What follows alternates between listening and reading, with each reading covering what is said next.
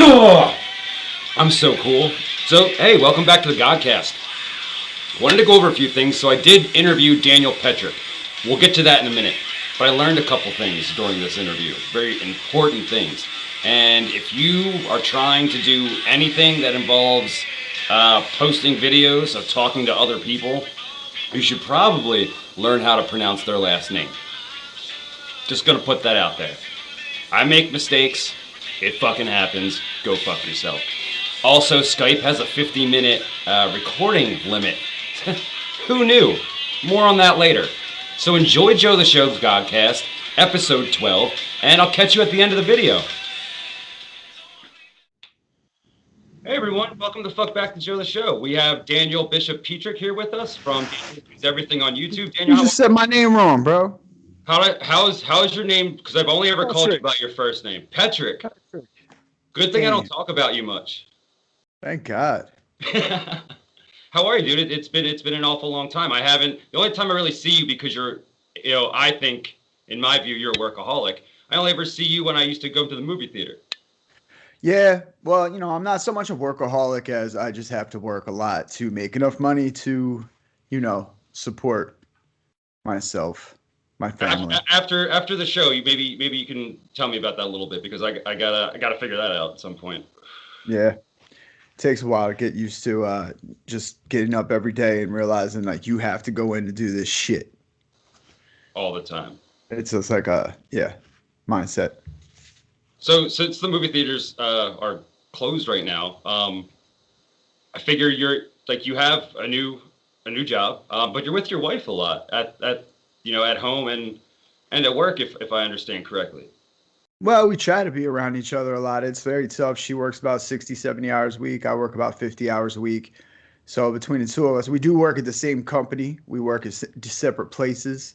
I manage one restaurant. She manages another, but she also does separate jobs on top of that. So we do see each other in passing a lot. We have Sundays together, and that's our day to binge watch and order food and just try to catch up from the week. So at no point so far, have you thought to yourself, might want to avoid her today. We had we're really close this week. I might need a day to run some errands outside. Well, I find that, first of all, being in a marriage for a while, we've been together for 10 years. We only been married for 3, but the trick to all of it is knowing when to walk out of the room, knowing the right time to leave the room. And just, okay, hands up, surrender, done for the night. Just going to go ahead and exit this room. And the next day when you wake up, it's like an unwritten rule for my wife and I. We don't talk about whatever we were fighting about the night before. The next day, it's a reset. There's just enough shit going on. And we ain't trying to talk about whatever the fuck we just talked about the night before. It's not worth it to talk about the next day. It's most likely not as important as just getting along. Our work schedules are so crazy. We don't see each other as much as people might think. We actually see each other at work just as much as we do at home during the week. So, that one day is so important. But, being married is not easy. It's like a separate job. And then we have 3 cats, which is like a whole nother separate job. 3 cats is probably equal to 1.5 kids, most likely. That maths out. It does. Yeah.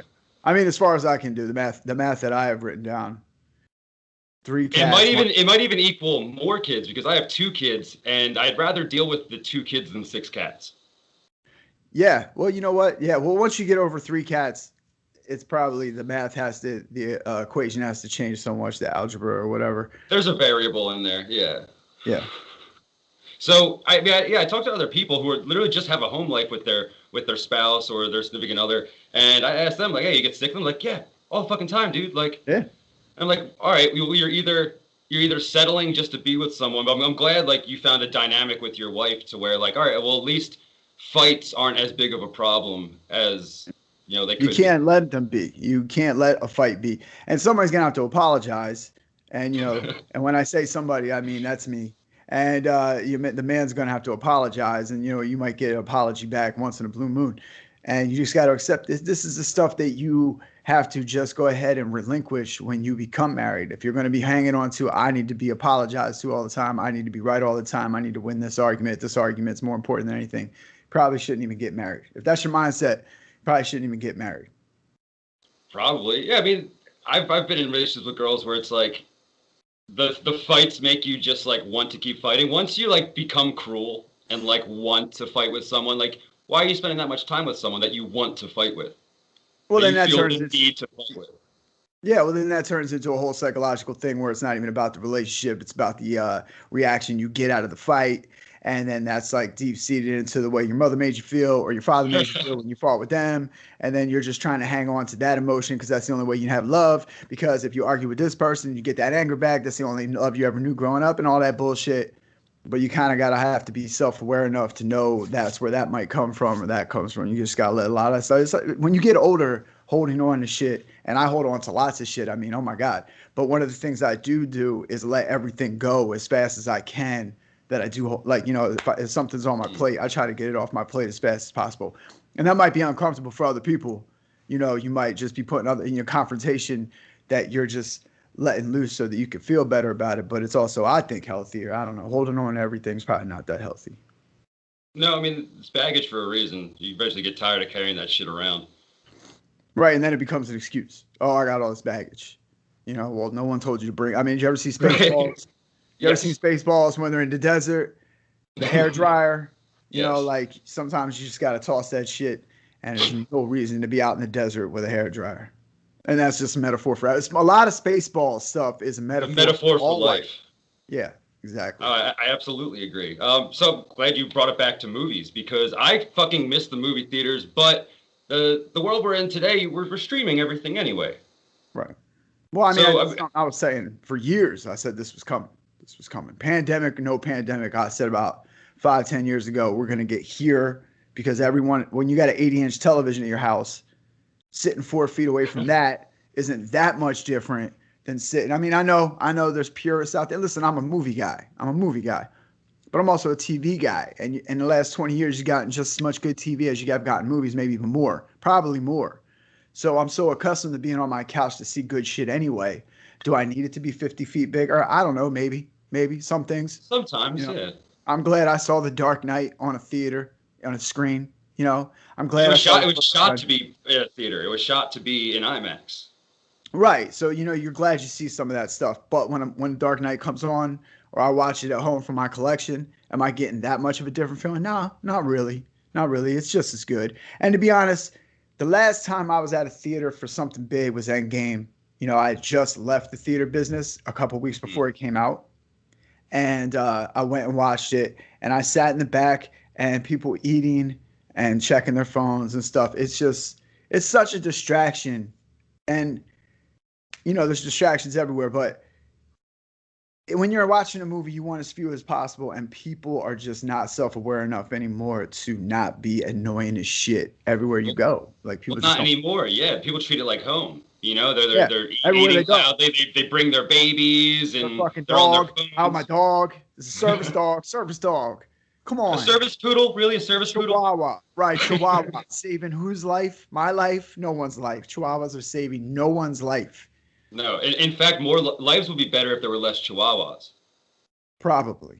So I haven't gone to the movies in a while, but I love bringing my kids there because you said some people are purists, and I don't fall as like a purist, but like I do believe that movie theaters have a certain majestic quality to them where like they don't have the curtains that reveal the screen anymore, but like it's a big theater, it's a big screen, it's a big production. Everything that you've been hype about seeing has built up to you being in front of this massive screen, and that's what movies have been made for.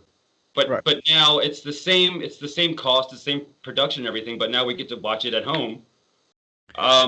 There's something about being in a room full of people that have the same anticipation you have.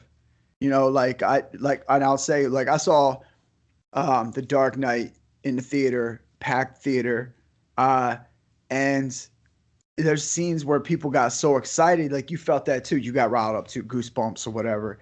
And that's great. That's great. But for every moment like that, there's a moment where you're waiting for someone to get their gummy bears open, and that's struggle for like a 98-second period, whether you're just hearing the crinkle, and every crinkle is just like another you're saying to yourself, I never again, Never again. I'm done. Nope. I'm done coming to, Now you're gonna misquote. You're gonna misquote the movie because you can't even fucking hear what they're saying now. Right. Crinkle, crinkle. When that day comes. Yippee, yippee, yippee, ki-yay, crinkle, crinkle. Right. It doesn't, it just doesn't fit. But, the people miss it, though. Like, I don't know, drive-in theaters are coming back. I remember going to drive-in theaters when I was a kid. I might be into that again. I might be into that. Probably more apt for that at this point than going into a theater. Plus, theaters are dirty, man. And I worked at theater for a long time, and folks are just nasty. And you hope for, we cleaned it as best we could. You cleaning the best you can. You're wiping down seats. You're wiping off things. That's what people don't understand about movie theaters. Is like you go into a movie theater and like people are more aware now about what they touch and what they touch afterwards. Like, you open a door, do you fucking put your hand on your face? No, but people didn't think about that before. Working at a movie theater and just seeing the shit people leave behind. Yeah. Like, I can't even imagine things that are happening during the movie, but like, right. Like, was there like a dildo in the theater at one point? There was dildo and the cream to go with it, just in case. Just in case they weren't aroused on their own. Like, I'm going to masturbate in the theater. And it had a plug. And that's a lot. You're asking a lot of us to have some kind of outlet in there for you. You're asking a lot. I mean, we're already giving you a recliner. Now we have to give you a surge protector for your anal tease. Please. And did you need to be cream? We've got butter. Yeah, how exciting. Self-serve. Butter sauce as much as you want. Right, butter sauce. Complimentary butter sauce. But, I mean, how excited are you really for that movie? If you have to get yourself off just to enjoy the fucking movie. But you've been talking. You mentioned the dark for the movie. No, they just want a quiet place to masturbate. Right. You keep bringing up The Dark Knight, and I'm happy that you do, because The Dark Knight's my favorite fucking movie. I don't know if you know this or if the world knows this. I'm a little bit of a fan of the Joker. But the last big thing that I went to the movies for, like I go to see new movies to the movie theater, but I went when Dark Knight Rises came out. It was the entire Nolan trilogy back to back to back with a little intermission before the feature. That's a long day. Yeah, it's 10 plus hours. Yeah. Like, not sure. Well, around 10 hours. It's a long ass day. But my point is that during this specific, movie venture, people weren't on their phones as much. People were quiet as shit the entire time. Well, that's some serious fans. Like you're going for that. I mean, the only thing I can think of otherwise is if you're doing Lord of the Rings extended edition, and that's like you're making a real commitment. That's a commitment you're making to the day, to the art, to the franchise, to the director, to the other. You're making a commitment to the other people you're sitting in that room with that bought those tickets too for $40 or $30. You're saying, hey guys, we're all going to do this right? We're going to watch this thing and appreciate it today, right? I mean, you're making that commitment. When you're spending $11 to go watch Scary Movie 4 for 91 minutes, I think everybody's making a commitment to not give a shit all that much, hoping that we get a laugh out of this. Right. They hope that there's a disruption in the theater just so they can get a laugh. Right. That might be the biggest laugh you get. So we get the super fans that understand the purism of going to a movie theater, appreciating that. We get the casual moviegoer who just understands be quiet in the movie theater and watch. But people like going to the movies. They like their entertainment. But what do you think the future is for movie theaters at this point? Because obviously we're not gathering in large groups, so like that's not in the cards right now. But in terms of keeping those businesses alive, where do you think that they're going to have to pull? What do they pull out of their ass for this? You got a lot of problems, right? So you got to have better ventilation, right? That's almost, I'm in the restaurant industry now. That's something they're pushing, especially in big cities, Philadelphia. You got to have better ventilation. So you got to work on that. That's money. Now I can tell you that most of these big movie theater companies, they don't want to spend this money, right? We've already renovated the last 10 years down to recliners, right? So every 300 person seated theater has already turned into 150. Now you got an X off at recliner. Now you got a new problem. Now you're 150 theater down to 100 seats. So you're just losing and losing and losing seats, right? You already don't get a lot of money back on the ticket. The studio gets most of that. So you got to make money over here at the concession stand. Well, now you can't hire no concession stand workers, right? Because you're lost seats and you've lost people. Okay, So less so now you got hours. Yeah. right, less hours. So there's two people at the concession stand. The line's too long, and people are skipping it. That's why people are coming in with their own veggie chips. Got a healthier option. I got hummus here in my pocketbook, whatever. So now you're losing money at the concession stand and you're losing money on tickets, right? The studios don't give a shit anymore, right? Because Right. HBO and Warner Brothers, they're going to put King Kong and Godzilla out right there. So they're going to get that 10%. Foreign's going to make a fortune no matter what. Then you're Mhm. going to have HBO Max subscribers up. So you're getting their $10 too. Studios aren't going to lose as much on all this. The studio's partner in this is the theater, and the theater's just going to keep losing. So you're going to need some kind of bailout from the government. I know that sounds bullshitty, but you're talking about a job that almost everyone from 16 to 19 works at some point. I'm telling you, almost everybody in the restaurant industry I'll talk to has worked at a movie theater. So this is an important job. It's a stepping stone job, right? Yeah. It's a stepping stone job. And then for managers and upper management, it's more of like, I really love this industry and I want to be around it somehow. Also, I want to boss around little kids. So here you go. That's you. That's you. That second one's you. I love it. Nothing makes me happier than to yell at an 18-year-old. Oh my God, you're so stupid. I'm just kidding.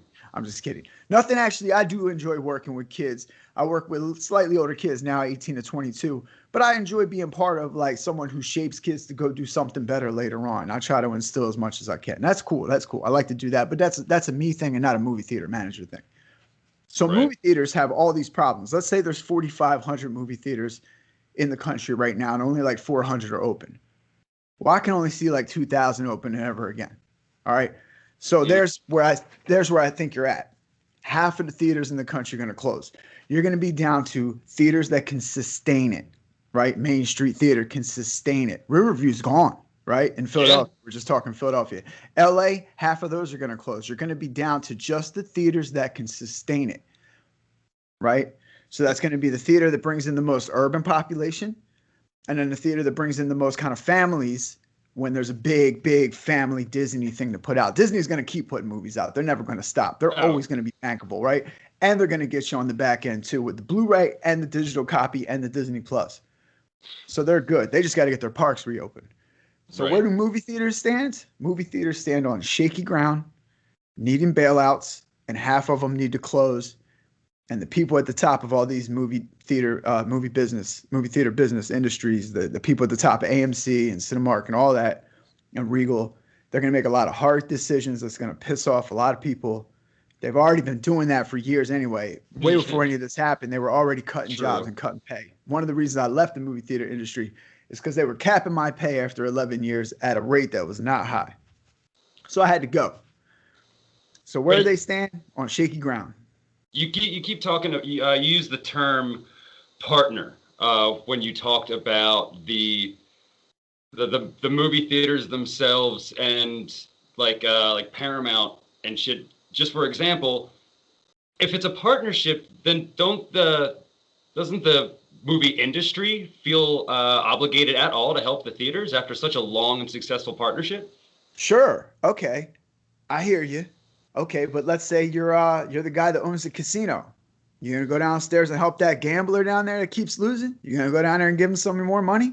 You might comp his room a couple times so he stays, but are you gonna go down there and give him money? I don't know. What I would think is, and I've heard that they're not even thinking about this, but one of these big studios, if they're smart, really buy in, merge, or just buy, or just totally buy out one of these chains. I would love to see Regal get purchased by Disney, and all of a sudden, like something like that. Now, would people like that? I don't know. People hate big companies becoming bigger, but some of these companies, the only way they're going to survive is to do that. And people can hate on Disney all they want. When the parks are open, they employ like 100,000 people just in one little small area. I mean, a lot of motherfuckers, man. A lot of Disney. And if Disney owned the theaters would be able to stay open, more of them. You'd have them in more places, and they would employ people. Because what Disney don't care about? Labor percentage. Nope. When Disney is running a restaurant down at the Disney parks, there's no such thing as labor percentage. They got 250 cashiers ready to take your money. Because people spend it. Disney is money, and people don't associate it that way. But like when you deal with Disney, you're paying. Like it's expensive all around. Right. it makes me mad when people like want to give Disney some guff, like, oh, look at the decisions they're making. They're just trying to make money. No shit. That's what we're all trying to do, my man. We all trying to make money. What the hell are you doing? Sure, they got to do some good stuff with their money too, but what are you doing? I'm trying to make money too. We all are. My God. Exactly. But do you think so that's a decent idea just in terms of keeping the movie theaters alive, as if someone like Disney were to come and buy them, but what would they do with them? Because they have Disney Plus. What else do you need? If you know people are going to go out and see those movies anyway, what you do is you get in as a partner or just buy it out and you restructure it in a way where like whatever way is most profitable, like, and Disney knows how to do that. I wouldn't mind seeing a WandaVision. What about a WandaVision binge at a theater all day like you did with the Dark Knight trilogy? You know what I'm saying? What if I had to go, Disney could really do a lot with Disney Plus because you've got cinema style stuff coming to their television all year and next year and the year after. My God, the MCU's building something so big. It's ballsy. Well, actually, that's why I give kudos. I give kudos to Disney Plus or Disney in general for what they're doing with the MCU in Disney Plus, because you think of when a show, especially a spin-off of like a movie, because it's not a spin-off, it's an extension of the MCU. But you think like when it goes to TV show mode, it takes a step down, and they don't. Right? No. And it was ballsy. The stuff they're doing, this isn't normal. There's no like formula. They can say that MCU they're following a formula. In Infinity War, they killed half of everybody. In Endgame, they killed the other half. Like, there's no formula. They don't go killing everybody. They did ballsy stuff all through. Yes, there's like some comedy and some like product placement and all this. Sure, but I hate when people say, oh, the MC movies aren't rewatchable. They were good the first time. I just rewatched all of them, man. They're great. You can find 1,000 things in every one of them.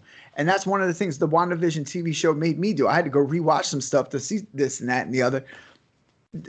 Disney took a lot of balls and money to do some of the stuff they're doing with the MCU.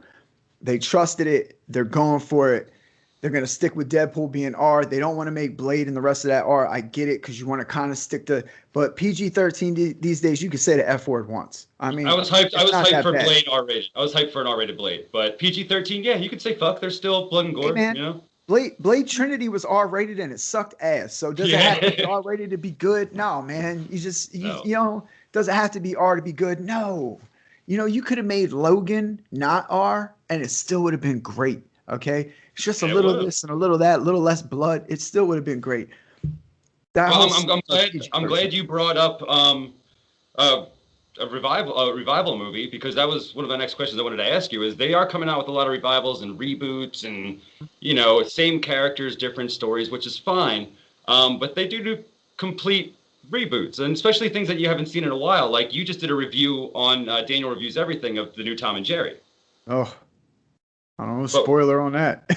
Shit. Yeah, no, I'm not going to ask you about Tom and Jerry, but I'm just saying that they come out with new things often enough. Is there any revival or reboot coming out soon that you're hype about? Well, my position on reboots and remakes is I'm not against them. Okay, and you can see my collection starts here and ends all the way over there. Over 1,000 movies and television. I mean, I'm not against it if it's worth it. If you can improve on it, if you can do something, spin on it, I'm not against it. And you can reboot, remake, whatever. I love every Robin Hood almost all of them. Except the one with Jamie Foxx. That sucks, but almost all of them are pretty good. I even like the Russell Crowe one for the things that it does. Now, what am I really hyped about? Mortal Kombat, if we're going to start. Yes. If anything needed a retry, a remake, because the video games are so goddamn good. The mythology in Mortal Kombat is just so built. The last 2-3 games I got them, they're so good. The storyline in those games is good enough to be a movie. So I'm real psyched about that. Not that it's a movie or a TV show. G4 TV is rebooting. I didn't know that. Yeah, G4 TV is rebooting. Now, I know that YouTube has so many gamers and you got all these channels and Twitch, but man, G4 was probably before its time. I would like to see it succeed. And the Boondocks. They're rebooting the Boondocks for HBO Max, and I feel like that's a show that was hit or miss, for some people, but I really enjoyed it, and I feel like it touched on some. I mean, it was talking about R. Kelly long before anybody else was talking about R. Kelly.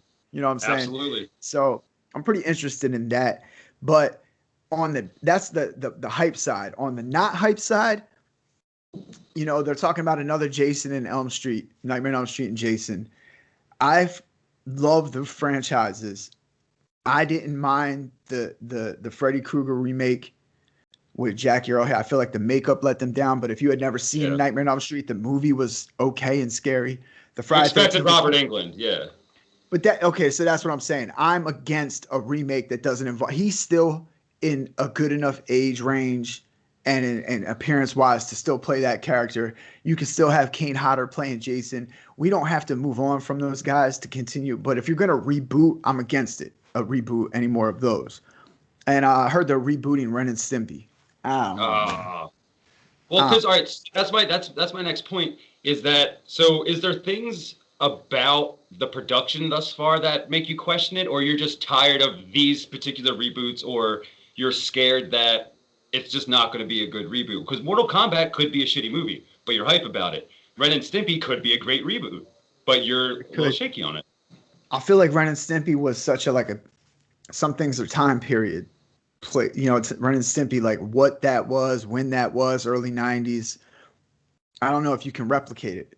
You know what I'm saying? Like, I just don't know. Nightmare on Elm Street, Jason, those guys are always going to be scary. So there's ways to replicate that the right way. I think the way they did the new Halloweens with Danny McBride and stuff, and they even had John Carpenter involved. That's very important. Like, getting those people involved, let them sign off on it. I mean, he was a genius the first time. It's good to get his advice the second time, you know? Yeah, well, why not ask him what's up with it? Right. You know, Michael Bay, I think, owns like Nightmare on Elm Street and Friday the 13th. It's like, oh man, wouldn't I like to see somebody else own it? So I guess it's just about the people that are redoing it.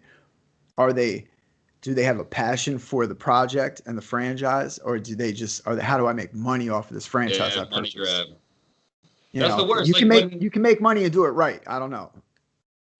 Yeah, I mean, the biggest flop that I saw of a reboot that I was hyped for is, for some reason, I think it's because my parents made me watch it, but when Three Stooges with Will Sasso was going to be released, for some reason in my head, I'm like, yo, no, everyone has it wrong. This is going to be super funny. So you didn't like it? No. There's not a memorable part of that movie, and I didn't meet many people who like enjoyed it. I love watching Will Sasso, but I think that's the most I got out of it. I liked it. But I liked it. Exactly. That's my whole point. But do you know why I liked it? The actors involved. You had to know about the pre-production, I guess. The actors involved took those scenes so serious. So I guess while I'm watching it, it's almost like I was watching pro wrestling. Like, I'm watching the stunt work. I'm watching like there's a 20-minute scene in that movie, in the Three Stooges remake that came out a few years ago. There's a 20-minute scene, no cut. I mean, that's impressive to me. Like, all stunts and stuff. Impressive. I'm sweating. I do a comedy video, 3 minutes, no cut, and I'm sweating. Right. You know, sometimes I sweat in the middle of taking a piss, like no cut. Like, I'm saying, like, I watched that movie and I appreciate some of the stuff I'm seeing because I knew some of the stuff that went into making it. So maybe that's why I appreciated it more. I've actually just rewatched it the other day and I was like, maybe I should do a video on the Three Stooges. I didn't think anybody would watch it though. I'd watch it. I'd absolutely watch it. You should rewatch the movie though and maybe give it a second shot. Maybe.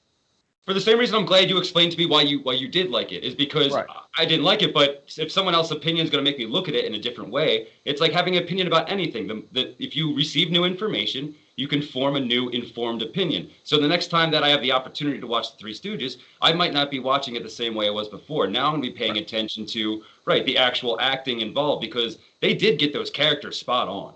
They really did. They did a great job. And there's enough wacky shit going on that you're like, you go watch some old Three Stooges. This is complete nonsense. I mean, come on. There's not a lot of plot-driven whatever. And, but I think something that people get wrong, and some critics, and I'm a critic, man. I guess I've been a critic my whole life, like just watching this sucks. This doesn't suck.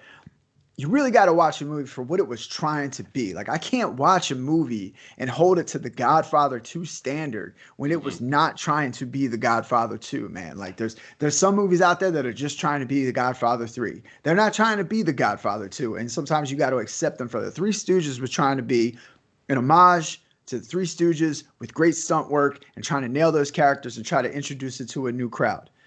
Did it succeed? Maybe. I think so. Didn't do too bad at the box office compared to how much it cost, So I don't know.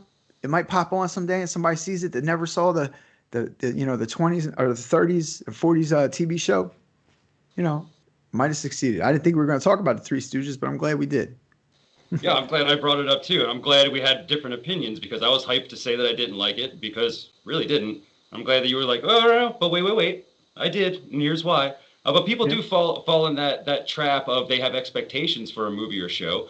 And then just because it doesn't meet those expectations, the same way we have about people. They don't meet the expectation. You're like, well, that was a shit movie or a shit show. It wasn't. Right. It just wasn't exactly what you wanted or what you were expecting. Exactly. And you're much more likely to find something in a movie you didn't like that's redeemable than a person. You might go back and look at a person. You will never find that thing. But in a movie, you might actually find something.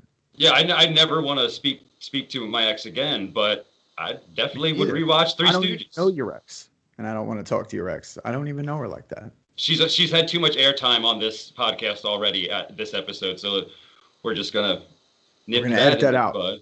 Yeah, well, actually, I talked about banging my baby mom in the butt at a church at my last podcast, and I was gonna edit it out. I might do it this time because it's irrelevant to the conversation. But it's so close to Easter. I mean, for Lent, maybe just let that kind of stuff out. Well, I gave up anal for Lent, but I didn't specify whether I gave up receiving it or giving it. I heard that's the same thing Jesus did. Lent. That was his first thing.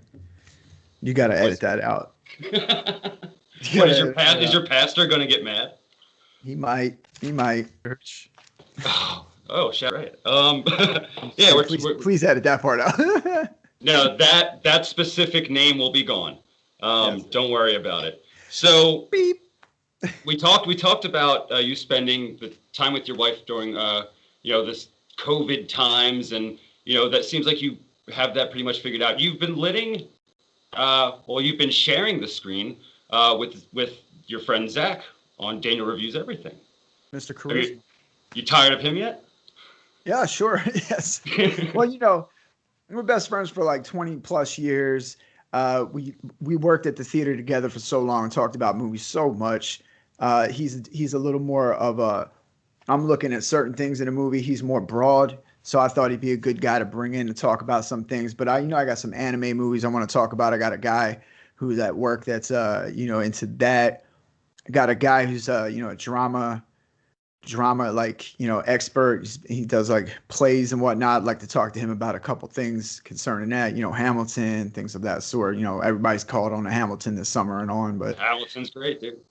Hamilton really fucked me up, man. I mean, I'm not gonna lie. I sat there and cried for 3 hours. I don't know. So good. Dude, and people shit on musicals, especially like straight men call musicals gay. Listen, so musicals are gay, but only because straight men are afraid to admit that they're fucking dope. Yeah, they're really good. I mean, Hamilton if you're listening to Hamilton, you're watching Hamilton. First, you got to appreciate talent, right? So then we're back to just like watching something for what it is. This is like brilliant people doing brilliant things on stage live. Brilliant. Just, highest level of talent. It's like watching LeBron James or Michael Jordan. It's like watching any of that. Like I love watching the highest level of talent, whether that be on stage, in a studio, on my television, on a big screen, on the court, whatever. I really enjoy it. And Hamilton is really just like turned up to a 10 level of brilliance, and just watching it all play out. Amazing. Oh, I'd recommend it to anybody, even if you're not big on American history or musicals or theater. Hamilton's dope. You should check it out. So back to Zach. Zach.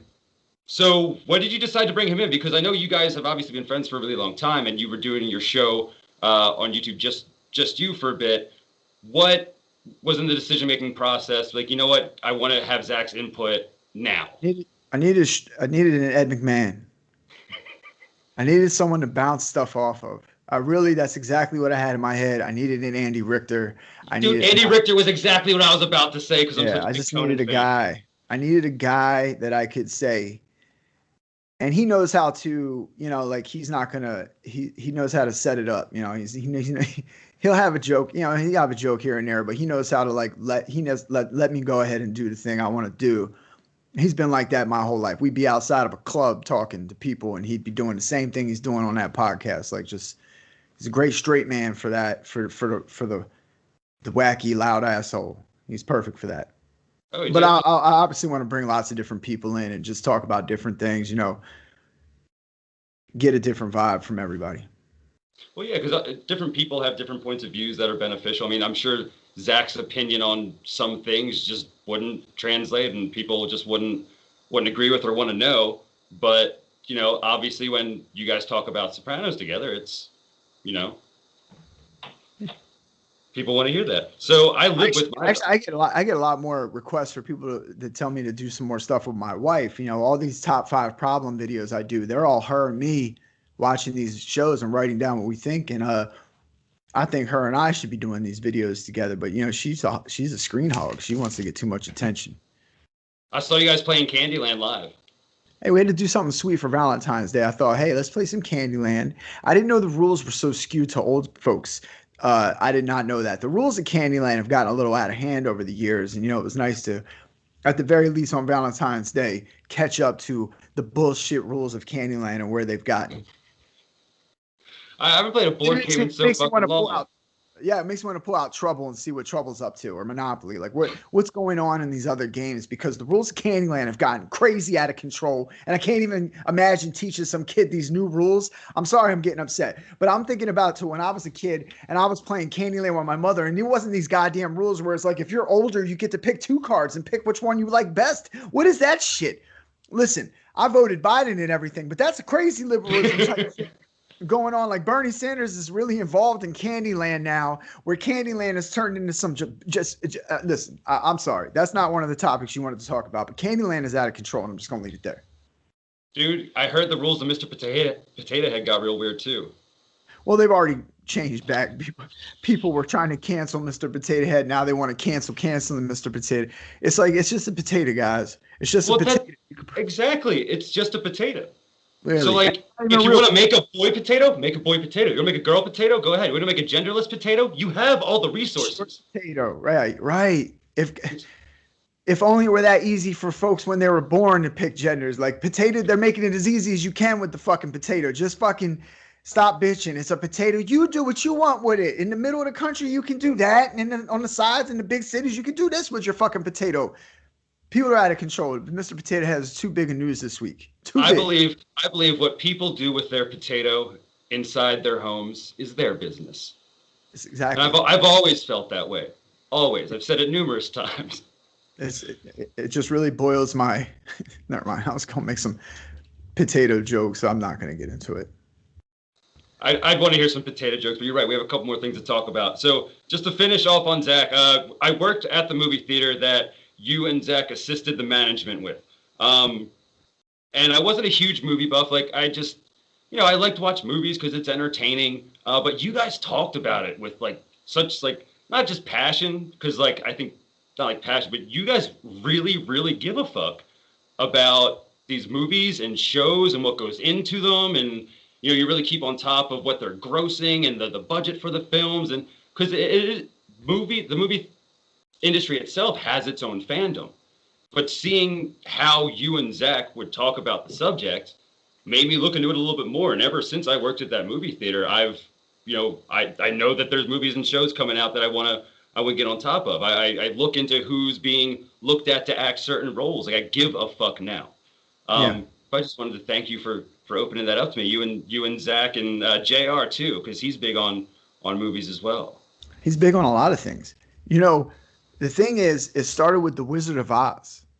I was like 3 or 4 years old, and I'm watching The Wizard of Oz as a little kid. It only came on once a year when I was a kid. I'm talking early 80s. And it was right around Thanksgiving time every year. Once a year, I think TNT or Turner, somebody owned it. And my mother and I will watch it. And the first time I saw it, when it went from black and white to color, I was astonished. And I wanted to know, how did they make the people small? How did they get the color into the movie? How did they do this? I wanted to know all that stuff at like 4 years old. It really started there. And I would get the newspaper, and they'd have box office section in the back of the newspaper.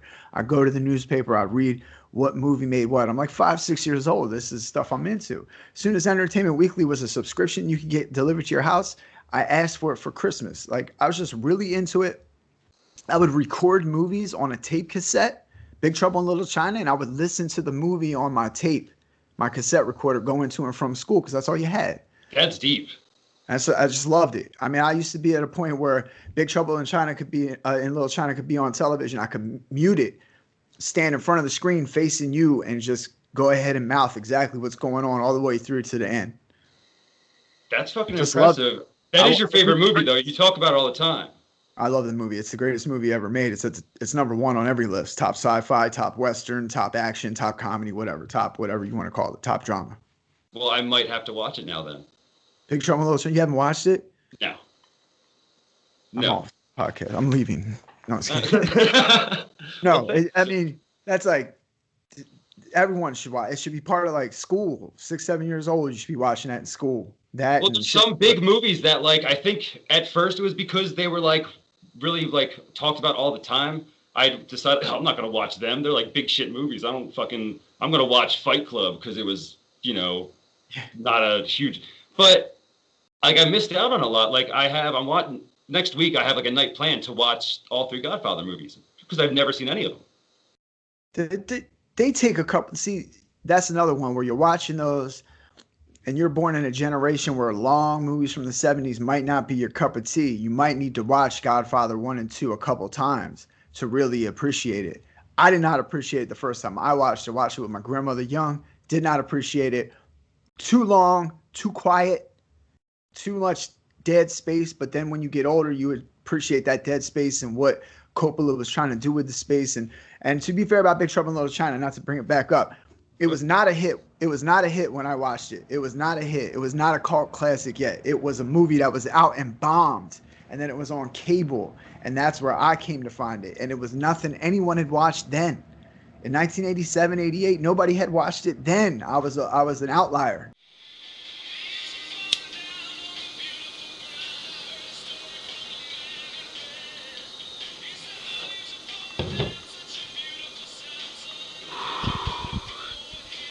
Fuck yeah, no cough.